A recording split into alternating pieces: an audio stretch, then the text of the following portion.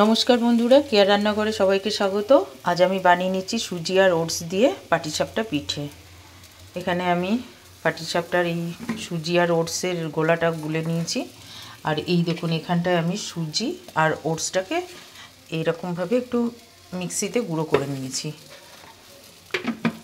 আর কনসিস্টেন্সিটা ঠিক এই রকম বানিয়েছি, একটু দুধের মধ্যে দিয়ে এটা এরকম বানিয়ে নিয়েছি।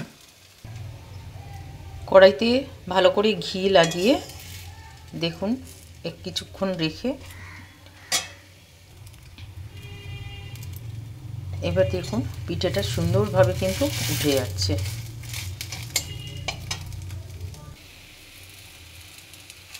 আমি এখানে সন্দেশ দিয়ে বানাচ্ছি, আপনারা চাইলে নারকেলের পুর বানিয়েও বানিয়ে নিতে পারেন। আমার বাড়িতে সন্দেশেরটা বেশি পছন্দ করে। খুবই সহজভাবে কিন্তু পিঠেগুলো উঠে যাচ্ছে দেখুন।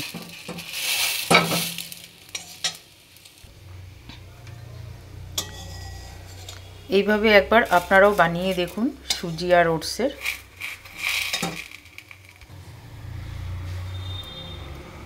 আমি এতগুলো পিঠে বানিয়ে নিয়েছি, আপনারাও এরকমভাবেই সুজি আর ওটস দিয়ে পিঠে বানান।